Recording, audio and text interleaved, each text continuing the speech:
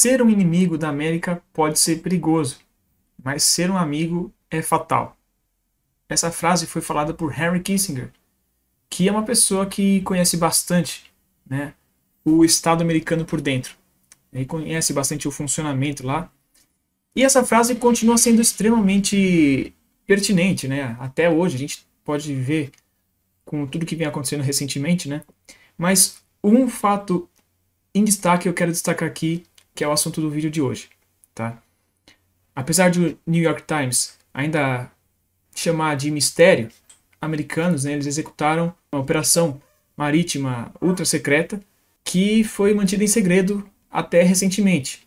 Em junho passado, os mergulhadores da Marinha, operando sob a cobertura de um exercício da OTAN, conhecido como Baltops 22, plantaram explosivos acionados remotamente que 3 meses depois destruíram 3 dos 4 oleodutos do Nord Stream.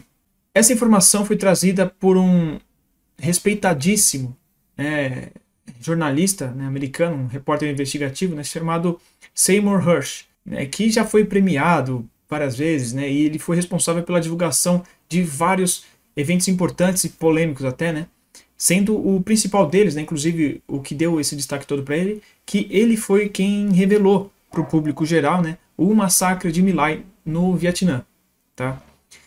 E ele escreveu esse artigo com base em informações de uma suposta fonte envolvida diretamente com a operação, tá? E, sinceramente, a possibilidade disso ser verdade é muito alta, tá? Até por ser desse autor. Se fosse de algum outro, a gente poderia pensar bem, mas ele, o Seymour Hersh, ele é conhecido bastante por ter ótimas fontes e trazer sempre coisas pertinentes. Mas, antes de a gente mergulhar no assunto de hoje, eu vou convidar você, né, se você já não for inscrito do canal, a se inscrever e ativar o sininho para não perder nenhum conteúdo, né, especialmente se você gosta desses assuntos relacionados, né, à inteligência, né, ações disruptivas, operações secretas, vamos dizer assim, né, assuntos estratégicos, né, e geopolíticos e assuntos correlacionados, né. Então, a gente fala bastante disso no canal aqui, porque quem já acompanha faz tempo já sabe que eu gosto desses assuntos, né. Então, eu achei muito importante trazer esse assunto hoje, especialmente, né, porque apesar de essa reportagem já ter saído, se não me engano, há 2 semanas atrás, eu achei necessário trazer esse assunto para justamente mostrar as capacidades americanas, né, de operar esse tipo de missão, mas também o que eles são capazes de fazer até mesmo com os próprios aliados, né, tudo em prol do interesse deles, tá bom? Então, eu quero que vocês prestem bastante atenção nessas duas pegadas, né? Tanto na capacidade operacional deles, quanto na capacidade de fazer o que eles têm que fazer, tá bom? Então, agora sim, acompanhe comigo mais essa missão. Para começar, vamos falar um pouco assim a base, para que vocês consigam entender a dimensão do negócio. Existiam, né, 2 gasodutos, conhecidos como Nord Stream 1, que eles vinham fornecendo à Alemanha e à Europa Ocidental como um todo um gás natural russo, abundante e barato, por mais de uma década. E por isso foi construído um segundo par de oleodutos chamado Nord Stream 2. E a construção terminou logo antes, mais ou menos, do início da operação russa lá na Ucrânia, mas ainda não estava operacional. O presidente John Biden, americano, né, e a sua equipe de política externa, né, o conselheiro de segurança nacional Jake Sullivan, o secretário de Estado Antony Blinken e a subsecretária de Estado Victoria Nuland foram bem diretos, né, na hostilidade deles quanto ao Nord Stream. Eram 2 tubos, né, lado a lado, que vinham 750 milhas desde a costa russa, né, perto da Estônia, até a costa alemã, passando antes por uma ilha dinamarquesa chamada Bornholm.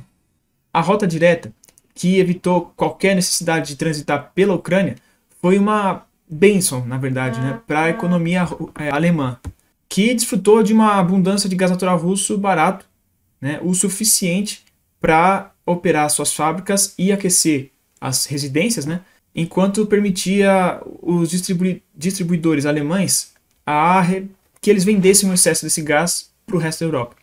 Desde os primeiros dias do Nord Stream 1, ele foi visto bastante negativamente por Washington e pelos parceiros antirrussos, né, da OTAN como uma ameaça direta, né, ao domínio ocidental, por eles serem, na visão deles, né, formas de viciar o Ocidente com gás barato e abundante e criar uma dependência dos russos, que poderiam se aproveitar disso, o que não deixa de ser verdadeiro.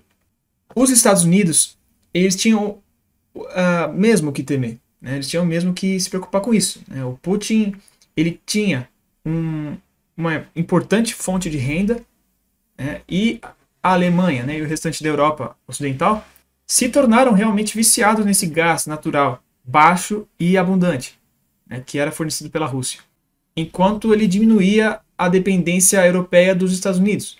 Muitos alemães, eles viam o Nord Stream como uma execução de uma famosa teoria do ex-chanceler Willy Brandt, né, chamada Ostpolitik, que permitiria à Alemanha, do pós-guerra, né, reabilitar a si mesma e outras nações europeias, entre outras iniciativas, utilizando o gás russo, né, barato, para poder abastecer um próspero mercado da Europa Ocidental e a economia comercial também. Tá? Agora, com as tropas russas se concentrando próximas à fronteira ucraniana e a guerra mais sangrenta da Europa desde 1945 se aproximando, né, o plano começou no fim de 2021, né, antes de começar a guerra na Ucrânia, né, o presidente Joe Biden, ele decidiu sabotar os oleodutos, né, depois de mais de 9 meses de debates altamente secretos, né, dentro da Comunidade de Segurança Nacional de Washington, sobre a melhor forma de atingir esse objetivo. Durante grande parte desse tempo, a questão não era cumprir a missão, mas como realizar ela sem nenhuma pista clara de que eles eram os responsáveis. Por isso, né, era extremamente importante, né, o sigilo, né, sem mencionar o risco de causar casus belli, né, para os russos. E com a postura agressiva tomada pela equipe do Biden, né, contra o Nord Stream, se instaurou uma crise política interna ao Estado americano, né, bem intensa, porque as medidas que foram tomadas e as disputas ali foram, com o Senado especialmente, né, foram muito complicadas. Inclusive, o Senado impediu a nomeação de vários funcionários, né, para a política exterior, entre outras coisas, né. Inclusive, o jornal Político, ele escreveu depois, né, de que a decisão de embargar o Nord Stream 2, né, antes da guerra, lembrando, quase colocou mais em perigo a agenda do Biden, né, a agenda política dele, do que a retirada caótica que foi do Afeganistão. Só para vocês terem uma dimensão do negócio. O governo estava se debatendo, né, apesar de ter conseguido um alívio nessa crise, né, em meados de novembro de 2021, mais ou menos, quando os reguladores de energia da Alemanha suspenderam a aprovação do segundo gasoduto Nord Stream. Só que os preços do gás natural, né, subiram 8% em poucos dias, e até porque teve um grande medo ali, né, na Alemanha e na Europa, né, de que a suspensão dos gasodutos, aliás, do gasoduto, e a crescente probabilidade de uma guerra, né, entre a Rússia e a Ucrânia, iam trazer uma escassez muito grande de gás, né? Até porque o frio estava sendo esperado, né, como sendo muito rigoroso. Então era uma situação bem complicada, tá? Aí aqui eu só quero fazer um parênteses, que é muito possível que existam vários funcionários alemães internamente que estejam trabalhando a favor dos interesses americanos, tá? E aqui não sei se é o caso, mas pode ser que seja notável com esses reguladores de energia aí fazendo essa suspensão, né? Que eu lembro que na época foi uma coisa bem estranha assim, mas de qualquer forma não estava muito claro para Washington com quem o novo, né, chanceler que tinha sido nomeado, né, Olaf Scholz, estava fechando. Meses antes, depois daquela queda, né, no Afeganistão, o Scholz havia endossado publicamente o apelo do presidente francês, né, Macron, por uma política externa independente, né, mais autônoma com relação aos Estados Unidos. Né, claramente dando muito menos confiança para os americanos, né, e para suas pretensões com a Alemanha. Mas, de qualquer forma, também, enquanto a Europa permanecesse dependente dos gasodutos dos russos, né, Washington temia que países como a própria Alemanha relutassem, né, em fornecer à Ucrânia, né, o dinheiro e as armas necessárias para derrotar a Rússia. E foi nesse momento instável que o Biden autorizou o Jake Sullivan a reunir um grupo interagências para elaborar um plano para realizar a operação, né, de desativar, vamos dizer assim, neutralizar, um bom termo, o gasoduto do Nord Stream. Tá? Em dezembro de 2021, 2 meses antes, né, do começo da operação militar russa na Ucrânia, o Jake Sullivan convocou uma reunião de uma força-tarefa, né, recém-formada, né, com membros do Estado-Maior Conjunto, da CIA e dos departamentos, né, de Estado e do Tesouro, né, e pediu recomendações sobre como responder à invasão iminente do Putin. Seria a primeira de uma série de reuniões ultra secretas, né, em uma sala segura no último andar do Old Executive Office Building, que também abrigava o Conselho Consultivo de Inteligência Estrangeira do presidente. Lá foi levantada uma questão preliminar crucial, né? A recomendação encaminhada pelo grupo ao presidente seria reversível, como uma camada de sanções e restrições monetárias, ou seria irreversível, né? Ou seja, ações cinéticas, que a gente chama, né? Que não poderiam ser desfeitas. O que ficou claro para os participantes, né, segundo aquela fonte do jornalista Seymour Hersh, né, com conhecimento direto do processo, é que o Sullivan pretendia que o grupo apresentasse um plano para a destruição dos 2 oleodutos Nord Stream, né, e que ele estava cumprindo os desejos do presidente. Nas várias reuniões seguintes, né, os participantes eles debateram opções para um ataque. A Marinha propôs o uso de um submarino recém-comissionado, né, para atacar diretamente o oleoduto. Já a Força Aérea discutiu o lançamento de bombas com fusíveis retardados, que poderiam ser ativados remotamente, né, e a CIA argumentou que, independentemente do que fosse feito, teria que ser por debaixo dos panos. Tá? Todos os envolvidos eles entenderam o que estava em jogo. Né? Como a fonte falou, isso não é uma coisa de criança. Se o ataque fosse rastreável aos Estados Unidos, seria um ato de guerra. Na época, a CIA era dirigida por William Burns, né, ex-embaixador da Rússia, que havia servido também como vice-secretário do Estado no governo Obama. O Burns autorizou assim, um grupo de trabalho da agência, cujos membros incluíam, por acaso, alguém que estava familiarizado com as capacidades dos mergulhadores de águas profundas da Marinha na cidade do Panamá, na Flórida. Nas semanas seguintes, membros do grupo de trabalho da CIA começaram a elaborar um plano para a operação secreta que usaria mergulhadores de águas profundas para desencadear uma explosão ao longo do oleoduto. Os americanos eles já tinham a expertise nesse tipo de operação, né, obtida ainda durante a Guerra Fria, né, especialmente depois de uma operação chamada Ivy Bells, que era o grampeamento de cabos de comunicação submarinos soviéticos. Tá? E eu vou deixar um link na descrição falando brevemente o que foi, tá? Caso alguém queira. Tá? E outros links de sugestão como fontes também, incluindo o próprio artigo do Seymour Hersh que eu estou usando por base para falar aqui para vocês. Tá? Ainda assim, o grupo Interagências estava cético em relação ao entusiasmo da CIA por um ataque secreto em alto mar. Disseram para a agência que seria um zaralho. Né? Não foi exatamente isso que eles falaram, mas eu traduzi dessa forma, tá bom? Ainda segundo a fonte, durante todo esse esquema, alguns funcionários da CIA e do Departamento de Estado diziam: não faça isso, é estúpido e será um pesadelo político se for divulgado. Vamos ver se é verdade. Eu acredito que está sendo. Mas no início de 2022, né, o grupo de trabalho da CIA ele relatou ao grupo Interagências que tinham uma maneira de explodir os oleodutos. Depois disso, né, o negócio ficou uma loucura.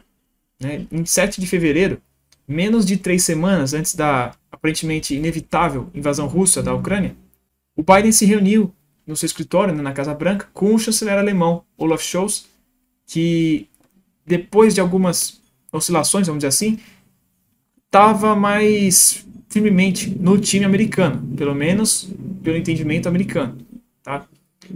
E na coletiva de imprensa que se seguiu, o Biden disse: se a Rússia invadir, não haverá mais um Nord Stream 2. Vamos acabar com isso.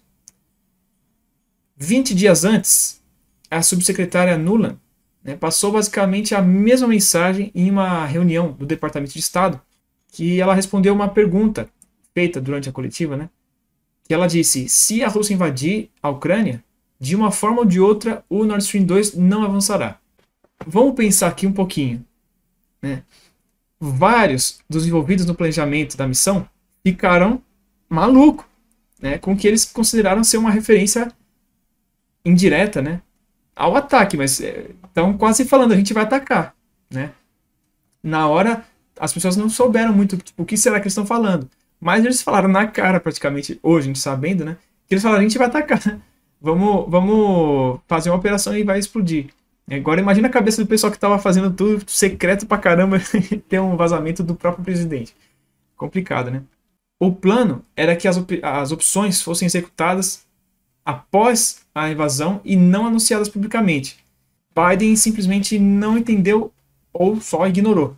A indiscrição do Biden e da Nuland, se é isso que foi, né, pode ter frustrado alguns dos planejadores, né, mas também criou uma oportunidade. Segundo a fonte, alguns dos altos funcionários da CIA determinaram que explodir o oleoduto não poderia mais ser considerado uma opção secreta, porque o presidente acaba de anunciar que sabíamos como fazê-lo. Tá? Então, o plano de explodir o Nord Stream 1 e 2, do nada foi rebaixado por uma operação secreta. Foi rebaixado de uma operação ultra secreta que precisa que o Congresso seja informado, né, para só uma operação de inteligência com apoio militar americano. Tá? Isso é muito importante. Tá? A fonte explicou que, de acordo com a lei, não tinha mais uma exigência legal de relatar as operações para o Congresso. E tudo que eles tinham que fazer agora era apenas cumprir a missão. Né? Mas ainda assim tinha que ser secreto. Tá? Isso aqui é extremamente importante porque também uma coisa é óbvia: em qualquer operação de inteligência, quanto menos gente souber, é melhor, porque é menos chance de vazar de alguma forma e, bom, uma série de fatores, né? E também, se a gente for pensar, no cenário político global até, você não sabe em quem você pode confiar. Existem muitos atores de outros estados trabalhando por eles dentro do cenário político interno de um país, inclusive dos Estados Unidos. De todo lugar, praticamente. Então, se for para o Congresso, quem garante que alguém não repassaria essas informações? Então, isso aqui é extremamente relevante, tá bom?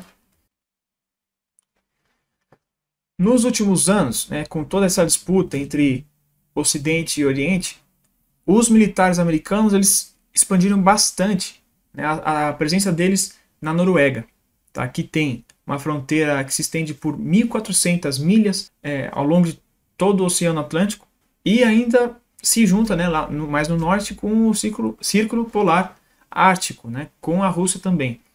Com já eles colocando, né, várias bases aéreas e navais ali. Eles já tinham desde a época da Guerra Fria, mas eles expandiram ainda mais. Tá? A Noruega foi um dos signatários originais do Tratado da OTAN em 1949, nos primeiros dias da Guerra Fria ainda. Hoje, o secretário-geral da OTAN, o Jens Stoltenberg, é um anticomunista, entre aspas, convicto, segundo Seymour Hersh. Ele foi primeiro-ministro da Noruega durante 8 anos antes de estar na OTAN agora. E teve apoio americano para chegar lá. Ele era mais linha dura, né? Quanto ao Putin e à Rússia, tá? Segundo Seymour Hersh ainda. Né? E ele cooperou bastante com a comunidade de inteligência durante a Guerra do Vietnã. Eu não sei como, tá? Pode ser que ele seja até um agente de inteligência e a gente não sabe. E ele tem sido totalmente confiável para os americanos desde então. Segundo a fonte, ele é a luva que cabe na mão americana. Entendam como quiser. De volta para Washington, os planejadores eles sabiam que tinham que ir para a Noruega. Tá? Eles, entre aspas, né, eles odiavam os russos. E a marinha norueguesa estava cheia de excelentes marinheiros e mergulhadores que tinham gerações de experiência na exploração altamente lucrativa de petróleo e gás em alto mar, segundo ainda a mesma fonte. Eles também poderiam ser confiáveis para manter a missão em segredo. Tá? Os noruegueses também podem ter tido outros interesses, né, na destruição do Nord Stream, já que ela permitiria, né, que a Noruega vendesse muito mais do próprio gás para o resto da Europa. Né? Começa a encaixar algumas peças aí na cabeça de vocês. Então, a Noruega era o lugar perfeito para basear a missão. Em algum momento de março, alguns membros da equipe interagências, né, voaram para a Noruega para se encontrar com o serviço secreto e a marinha norueguesa. Uma das questões-chave era onde exatamente no Mar Báltico seria realizada, né, a operação, onde que eles plantariam os explosivos. O Nord Stream, né, o 1 e o 2, cada um com o seu par de dutos, né, eles foram separados por um pouco mais de 1 quilômetro, enquanto eles seguiam para o porto de Greifswald, no nordeste da Alemanha. A marinha norueguesa ela até que foi rápida para encontrar um local certo, né, nas águas ali a poucos quilômetros da ilha dinamarquesa, né, de Bornholm. Os oleodutos eles se estendiam por mais de 1,5 km ao longo de um leito oceânico, né, o fundo, de só 80 metros de profundidade. E isso está bem dentro do alcance dos mergulhadores, né, que operando de um navio caça-minas norueguês, classe alta, mergulhariam com uma mistura de oxigênio, nitrogênio e hélio dos seus tanques, né, e plantariam as cargas C4 em 4 dutos com coberturas protetivas de concreto.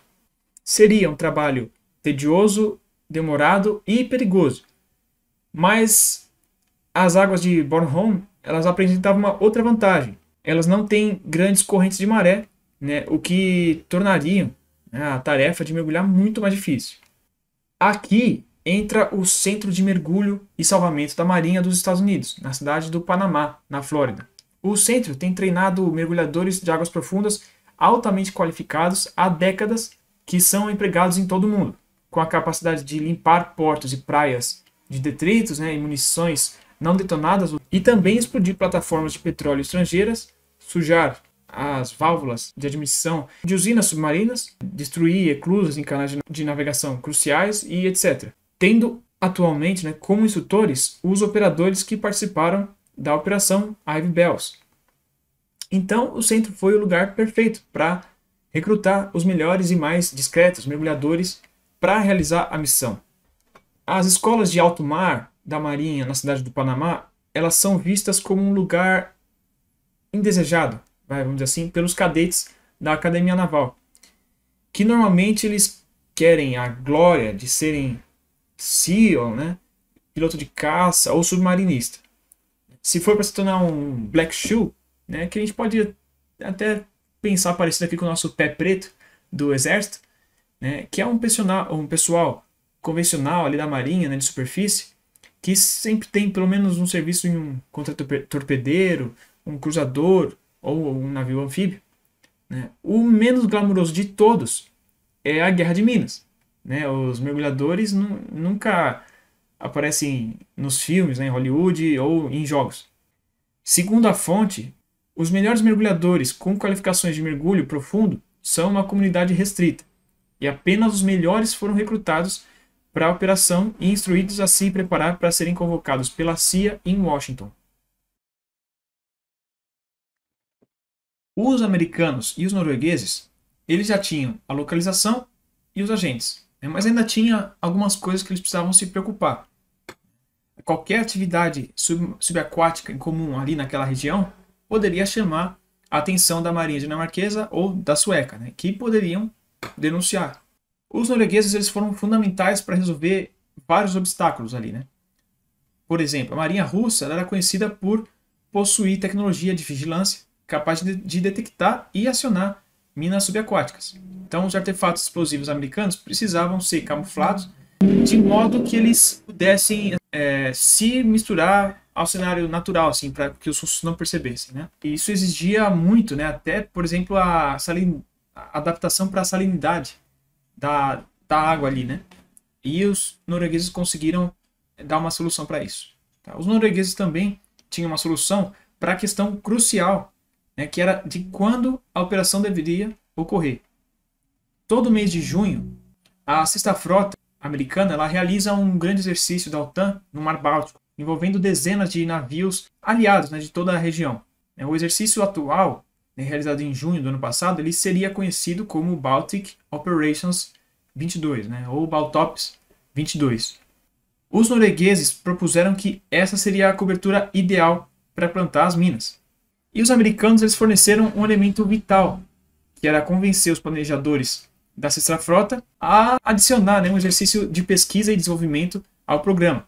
Então, o evento no mar seria realizado na costa da ilha de Bornholm e envolveria equipes da OTAN de mergulhadores plantando minas, com equipes concorrentes usando a mais recente tecnologia subaquática para encontrar elas e destruir. Foi um exercício bastante útil, né? Praticar as coisas, mas muito mais do que isso, foi uma cobertura excepcional. Os mergulhadores da cidade do Panamá, né, fariam o que eles queriam, né, e os explosivos C4 estariam, né, no local no final do exercício, com um cronômetro, né, de 48 horas nos dispositivos. Todos os americanos e noruegueses já teriam saído, né, teriam ido embora antes da primeira explosão acontecer. Até aí tudo bem, né, os dias já estavam passando e eles já estavam em contagem regressiva para começar a operação. Segundo a fonte, né, o tempo estava passando e nós estávamos quase cumprindo a missão. Mas aí, Washington parou para pensar. As bombas ainda seriam plantadas durante o Baltops, mas a Casa Branca temia, né, que uma janela de 2 dias para detonação fosse muito próxima do final do exercício. E seria óbvio que os Estados Unidos estariam envolvidos, né, assim como a OTAN também. Em vez disso, a Casa Branca ela fez um novo pedido. Pelas palavras dele, né, os caras em campo têm como descobrir um jeito de explodir os oleodutos mais tarde sob comando? Aí, né, alguns membros da equipe, né, do planejamento ficaram bastante irritados, né, e frustrados também com a aparente indecisão do presidente. Os mergulhadores da cidade do Panamá já estavam praticando repetidamente, né, a implantação do C4, né, em gasodutos, como fariam, né, no Baltops. Mas agora a equipe na Noruega precisava encontrar uma forma de dar para o Biden o que ele queria, né, que era a capacidade de emitir uma ordem de acionamento, né, no momento em que ele quisesse.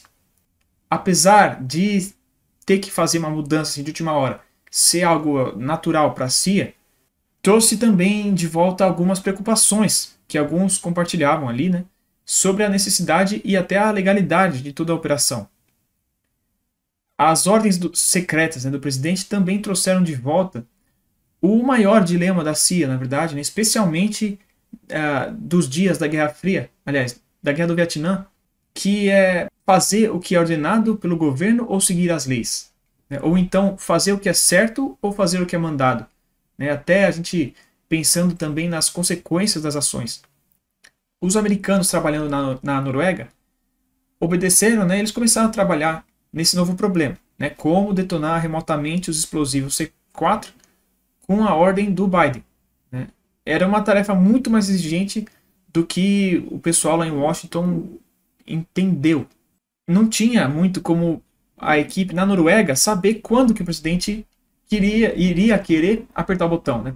Seria em algumas semanas, seria em meses, um ano, né? E assim, eles definiram que o C4, né, preso lá nos oleodutos, seria acionado por uma boia de sonar lançada por um avião em curto prazo. Mas o procedimento envolvia a mais avançada tecnologia de processamento de sinal. Por quê? Uma vez instalados, né, os dispositivos conectados nos 4 oleodutos poderiam ser acionados acidentalmente pela mistura de ruídos que tem no fundo do oceano, né, em todo o Mar Báltico, né, que tem um tráfego muito intenso. Então podia ser os ruídos dos navios, né, mesmo os mais perto quanto os mais distantes, a perfuração subaquática, né, mas também tem a questão até de eventos sísmicos, né, e também animais marinhos que também atrapalham nesse sentido. Então, para evitar isso, né, a boia do sonar, quando ela fosse colocada, né, ela iria emitir uma sequência de sinais bem característicos, né, com uma baixa frequência, que seriam reconhecidos pelos dispositivos, né, de temporizadores, e depois de um horário, né, predefinido, eles acionariam os explosivos. Mas quanto mais tempo os dispositivos estivessem no fundo do mar, maior era a chance de que um sinal aleatório pudesse acionar, né, sem querer, o mecanismo e explodir todas as bombas. Em 26 de setembro de 2022, um avião de vigilância P-8 da Marinha Norueguesa fez um voo aparentemente rotineiro e lançou uma boia de sonar.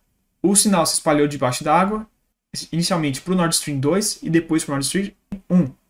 Algumas horas depois, os explosivos C4 de alta potência foram acionados e 3 dos 4 oleodutos foram desativados. Em poucos minutos, poças de gás metano que permaneceram nos dutos fechados, né, puderam ser vistas se espalhando pela superfície da água, e o mundo soube que algo irreversível havia acontecido. Imediatamente depois da explosão dos oleodutos, né, a mídia americana ela tratou como um mistério não resolvido.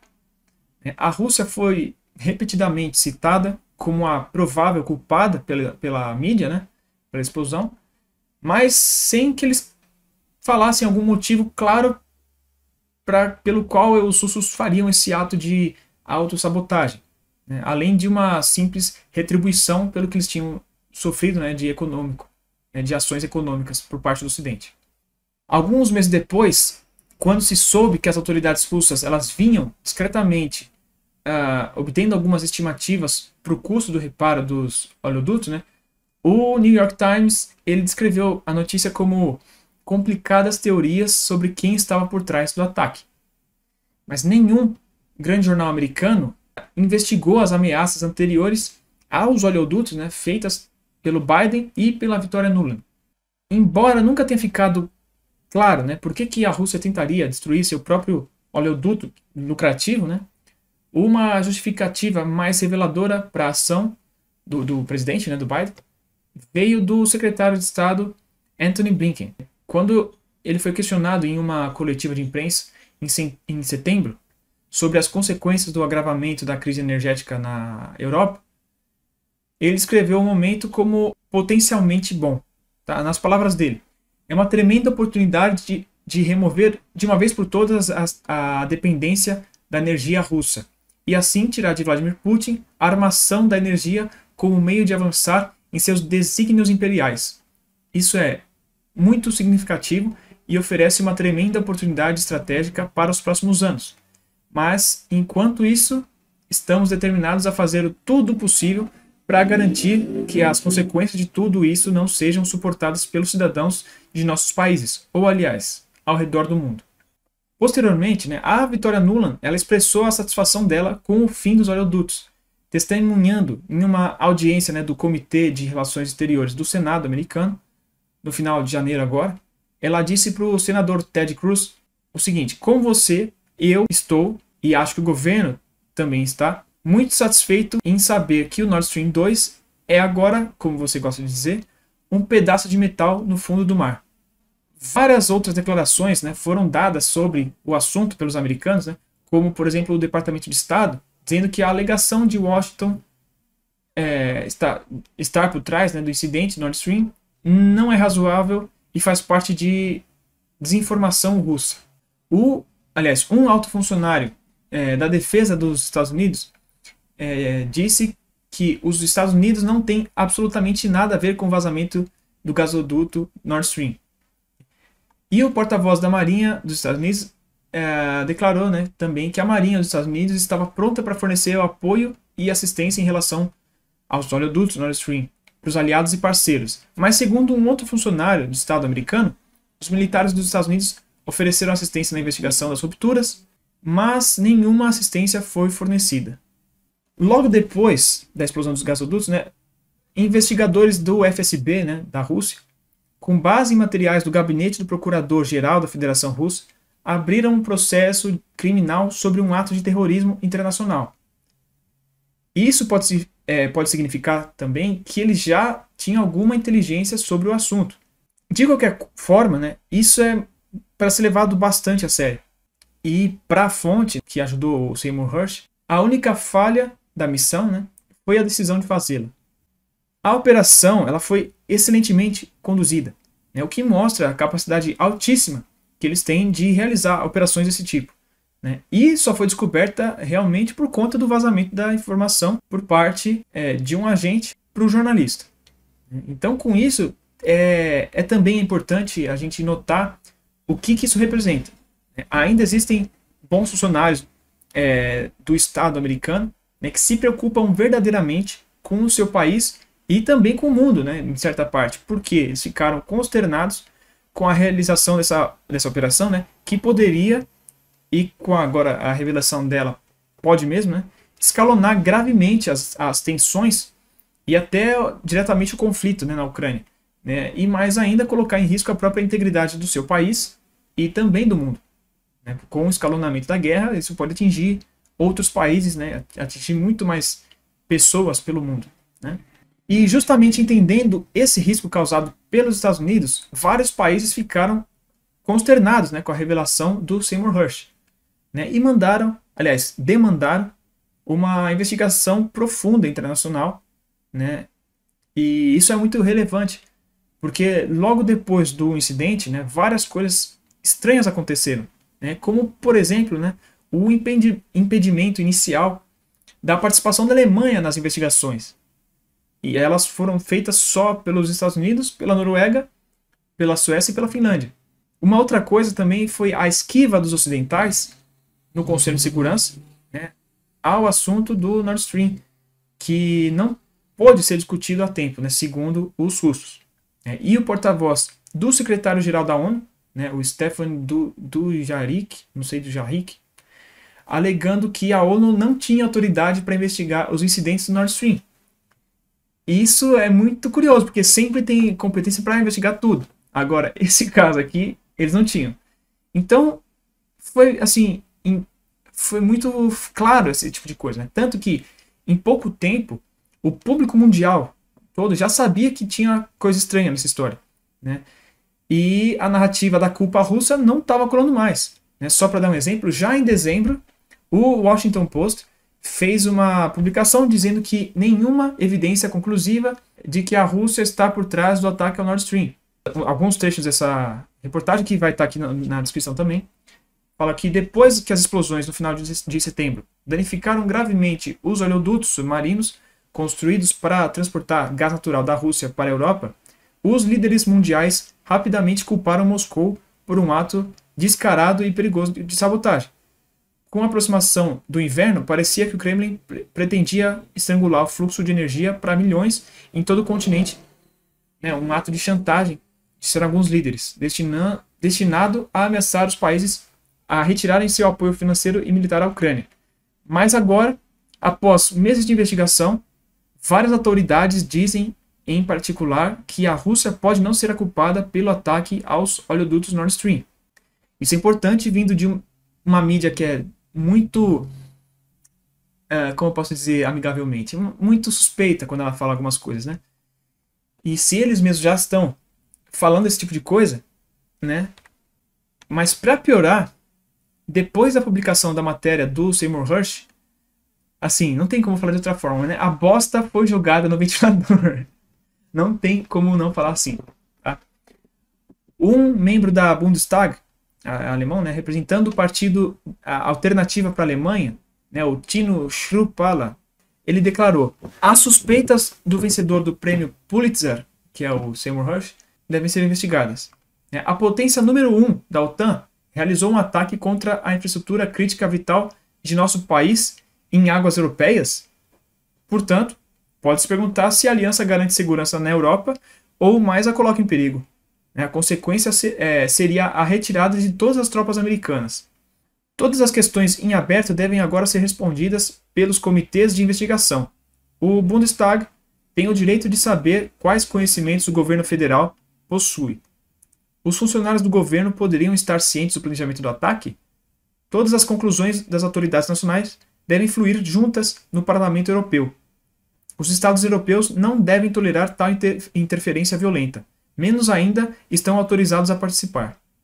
Outro ponto que acho bastante válido também é o ministro das Relações Exteriores da Hungria, né, o Péter Szijjártó, não sei como pronuncia também, em uma entrevista para a mídia russa, a RIA Novosti, acho bem interessante isso. Ele disse que o ataque ao Nord Stream deve ser considerado um ataque terrorista e comentou sobre o papel da ONU na investigação do que aconteceu.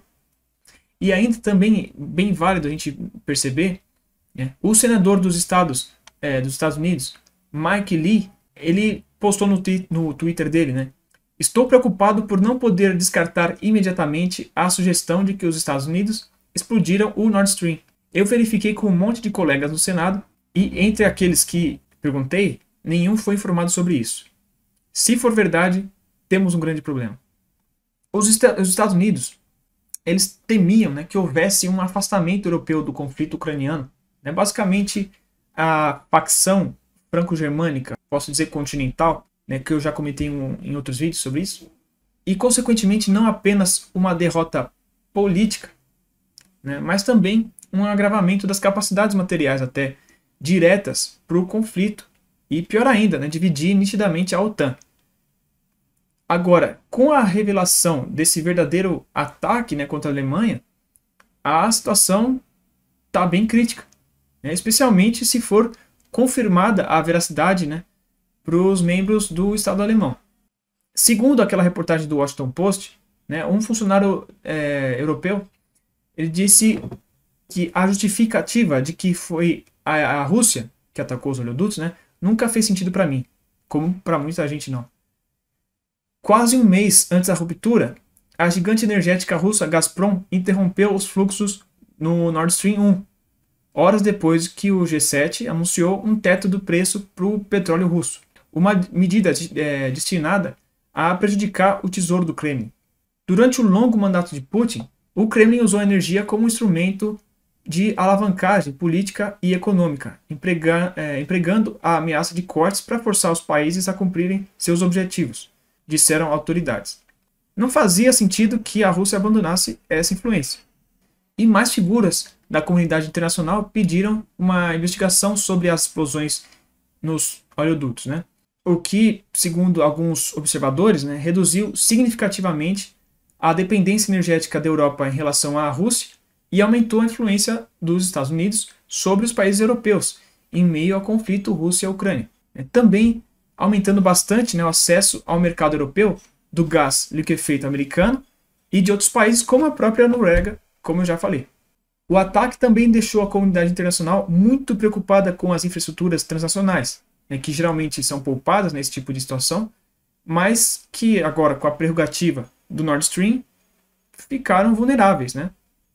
Yang Jin, do Instituto de Estudos Russos do Leste Europeu e da Ásia Central, da Academia Chinesa de Ciências Sociais, disse que as explosões interromperam todos os planos da União Europeia para uma maior cooperação energética com a Rússia e deixaram livre para se concentrar no apoio à Ucrânia, enquanto no passado a União Europeia era muito dependente da energia russa e alguns países europeus hesitavam muito em tomar partido no conflito Rússia-Ucrânia.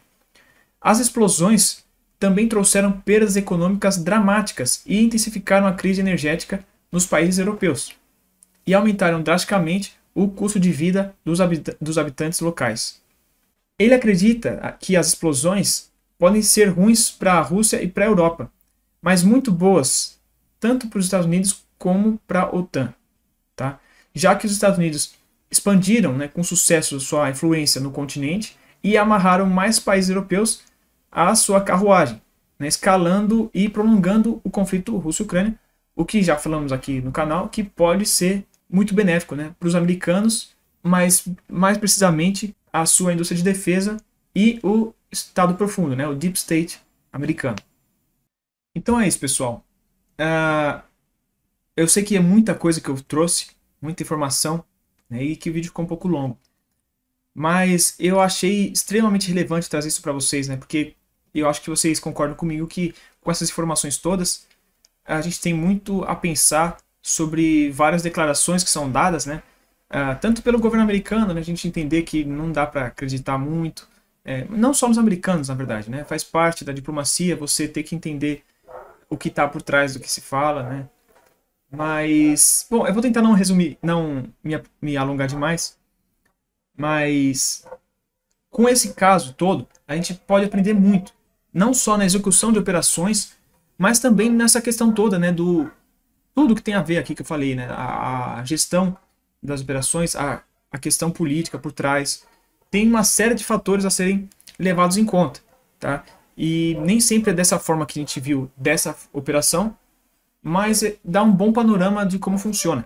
Tá? Então, por isso que eu achei extremamente importante vir trazer para vocês, mesmo que passando um pouco do tempo. Então, eu agradeço para quem ficou até aqui, né? Agradeço por todo o apoio, né? E espero que tenha sido um bom vídeo para vocês, né? Que tenha agregado seu conhecimento, né? Que tenha trazido informações boas para você. Então, se você ficou até aqui, né? Mais uma vez, eu agradeço e convido, né? Se você não for inscrito ainda no canal, né? Se inscreva e ativa o sininho também, todo mundo, para que vocês não percam mais conteúdos como esse, tá bom? E se você gostou do vídeo, né, deixa o like, que é muito importante para o YouTube mostrar para mais pessoas, né, mostrar que é um conteúdo bom. Né, qualquer informação extra, qualquer sugestão de tema, qualquer crítica construtiva, por favor, fique à vontade para deixar nos comentários e compartilhe esse vídeo com seus amigos, com quem você sabe que gosta desses assuntos, com quem você sabe que vai extrair informações importantes, né? E é isso, pessoal. Hoje eu vou ficando por aqui, não vou me estender demais, né? Porque eu já falei bastante. E espero que tenha sido um bom vídeo para vocês, tá bom? E espero vocês no próximo vídeo, pessoal. Então, até mais.